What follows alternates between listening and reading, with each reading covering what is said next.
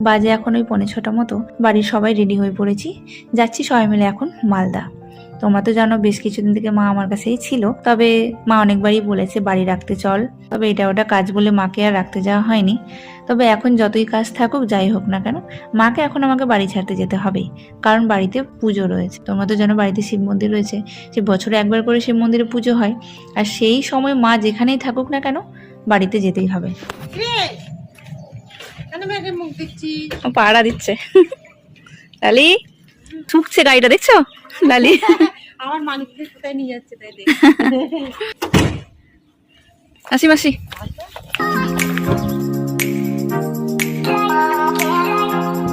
সবাই মিলে বসে পড়লাম, বাড়ি যাওয়ার পালা মার। হাওড়া থেকে আমাদের ট্রেন রয়েছে 8টা নাগাদ, পৌঁছে যাবো। এখন বাজে ওই 6:30 পৌনে 7টার মতো। এতদিনে আমি ভেবে রেখেছিলাম যে আগে গেলে তো পুজোটাও আমি মিস করে যাব, তাই ভেবেছিলাম যে পুজোর সময় গেলে আমিও পুজো দেখতে পাবো। তবে এই পুজোর সময় আমাদের প্ল্যান প্রত্যেক বছর অনেক কিছু থাকে, যেহেতু পুজো আর অ্যানিভার্সারি দুটোই সেম টাইমে, তো এই বছর আর অন্য কোথাও প্ল্যান হয়নি, বাড়িতেই যাচ্ছি। চলো সবাই মিলে বেরিয়ে পড়লাম। আমাদের গাড়িটা নিয়ে বেরোয়নি, কর্তাবাবু ওলা বুক করেছে। তার কারণ হচ্ছে আমরা তো সবাই মিলেই যাচ্ছি, তাহলে গাড়িটা আবার ছাড়তে আসবে কে, সেই ভাবনা চিন্তা করে ওলা বুক করা হয়েছে। 30 থেকে 40 মিনিটস মতো লাগলো আমাদের হাওড়া পৌঁছতে। পৌঁছে গেছি হাওড়া, আর 2 থেকে 3 মিনিট পর আমরা নেমেই পড়বো। বিয়ের পর আমি এই সেকেন্ড টাইম মার সাথে যাচ্ছি বাড়িতে, কারণ প্রথম বছর মা অ্যানিভার্সারিতে এখানে এসেছিল, আর সবাই মিলে আমরা পুজোতে গিয়েছিলাম সেই সময় আর এই সময়টা। যাই হোক, পৌঁছে গেছি এখানে হাওড়াতে। এই ব্যাগগুলো নিয়ে এখন ট্রেনের কাছে যাওয়ার পালা। হাওড়া স্টেশনে দাঁড়িয়ে রয়েছি, এখন বাজে 8টা, আমাদের ট্রেন রয়েছে 8:50। তো এখন প্রায় 55 মিনিট দাঁড়িয়ে থাকতে হবে, ট্রেন এখনো পর্যন্ত দেয়নি।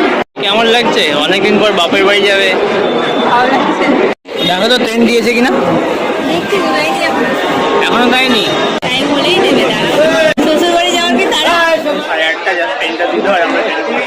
কেমন লাগছে? খারাপ লাগছে।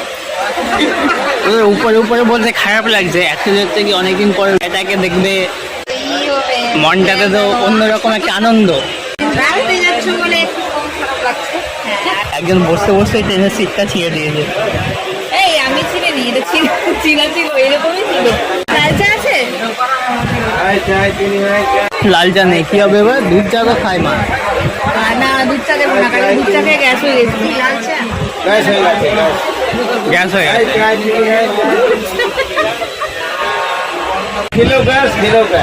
ঠিক বলেছেন।